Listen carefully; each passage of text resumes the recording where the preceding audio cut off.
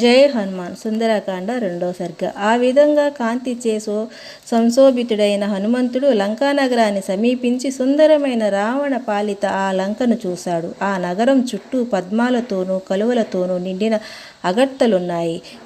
సీతను అపహరించుకు తీసుకుని రావడం కారణంగా రాముని వలన యుద్ధం శంకించి రావణుడు భయంకరమైన ధనస్సులు ధరించిన రాక్షసులను లంకకు కావలి ఉంచాడు. ఆ నగరం చుట్టూ సువర్ణమయ ప్రాకారం ఉంది.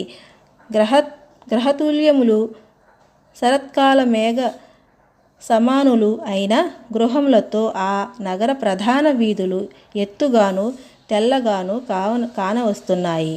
వందలాది కోట బురుజులతో పతాక ధ్వజాలతోనూ ఆ నగరం శోభాయమయంగా ఒప్పారుతున్నది.